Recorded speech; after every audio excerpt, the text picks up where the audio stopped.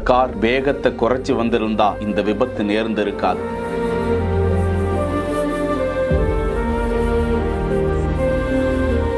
குஜராத்தின் பாவ்நகர் தேசிய நெடுஞ்சாலையில் தான் இந்த கோர விபத்து நேர்ந்திருக்கிறது. அதிவேகமாகவே அந்த கருப்பு நிற கார் வருவது அந்த சிசிடிவி காட்சியில் பதிவாகி இருக்கிறது. டிராக்டர் ஒன்றை ஒரு பைக் ஓட்டி முந்தி செல்ல முற்படுகிறார். பின்னால் அதிவேகமாக வந்த காரால் கட்டுப்படுத்த முடியாமல் இடதுபுறமாக நிறுத்தப்பட்டிருந்த வாகனத்தின் மீது மோதி அந்த கார் விபத்துக்குள்ளாகி நிற்கிறது. எதிரே தன் மீதுதான் அந்த கார் மோதிவிடக் கூடாதே என ஓடி தப்பிக்க முயலும் அந்த நபரை நோக்கியே அந்த கார் வருகிறது.